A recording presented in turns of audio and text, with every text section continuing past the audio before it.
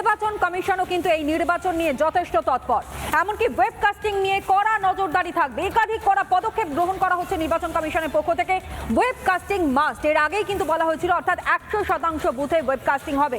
কোনো রকমের কোনো কারচুপি নয়, কোনো রকমের কোনো জালিয়াতি নয়, তা কার্যত স্পষ্ট এর আগেই কিন্তু নির্বাচন কমিশনের তরফ থেকে করা হয়েছে। আর এইবার মূলত ওয়েবকাস্টিং নিয়ে আরও কড়া পদক্ষেপ কমিশনের। বাংলার প্রতি বুথে থাকবে সিসি ক্যামেরা, বাংলার প্রত্যেকটা বুথে সিসি ক্যামেরা থাকছে এবং প্রত্যেকটা মুহূর্তে তা ক্যামেরার সার্ভেলেন্সেই থাকবে।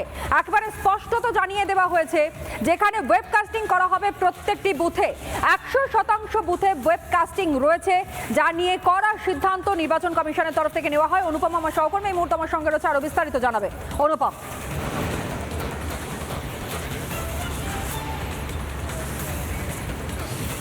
দেখো, ওয়েবকাস্টিং ক্যামেরাটা প্রত্যেকটা নির্বাচনে থাকে। শেষ কয়েকটা নির্বাচনে যদি দেখো তাহলে প্রতিটা নির্বাচনে ওয়েবকাস্টিং সিস্টেমটা কমিশন রাখে, কিন্তু এটা নজরদারির অভাব থাকতো, যে কারণে ওয়েবকাস্টিং ক্যামেরায় কখনো সেলুটেপ লাগিয়ে দেওয়া, কখনো কালো কাপড় লাগিয়ে দেওয়া, ক্যামেরার মুখ ঘুরিয়ে দেওয়ার মতন বিস্তর অভিযোগ এসছে।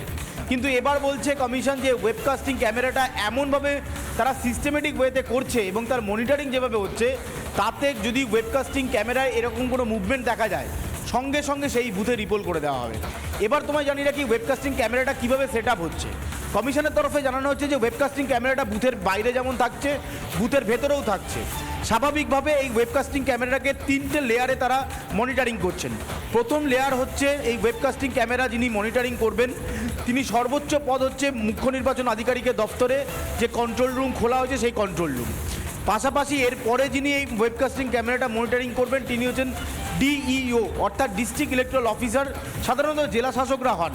তার দপ্তরের ভেতরে একটা সিস্টেম থাকবে এবং সেখানেও একটা মনিটরিং সেল খোলা হবে, সেখান থেকে মনিটরিং হবে।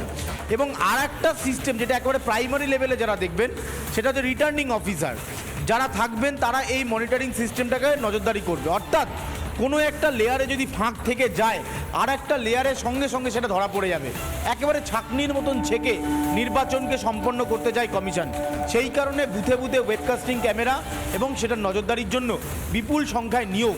এর পাশাপাশি তোমায় জানি রাখি কমিশন যেটা আরেকটা গুরুত্বপূর্ণ বিষয় জানাচ্ছে, এই ওয়েবকাস্টিং ক্যামেরার নজরদারি করার জন্য 2জন করে অবজারভার থাকছেন, মাইক্রো অবজারভার। তারা এই মাইক্রো অবজারভারদের কাজ হচ্ছে একজন মনিটরিং করবেন, অর্থাৎ দেখবেন কি হচ্ছে, আর একজন রিটেন নেবেন, অর্থাৎ কোথাও কোনো গন্ডগোল হলে কোন বুথে হচ্ছে, কোন অ্যাসেম্বলি কনস্টিটিউয়েন্সিতে হচ্ছে, কোন পার্লামেন্টারি কনস্টিটিউয়েন্সিতে হচ্ছে তার নোট ডাউন করা এবং সঙ্গে সঙ্গে অর্থাৎ গোটা বিষয়টাই কিন্তু মূলত 3টে স্তরে নজরদারি চালানো হয় এবং 3টে স্তরেই নজরদারি চালানোর সিদ্ধান্ত নির্বাচন কমিশনের পক্ষ থেকে নেওয়া হয়েছে।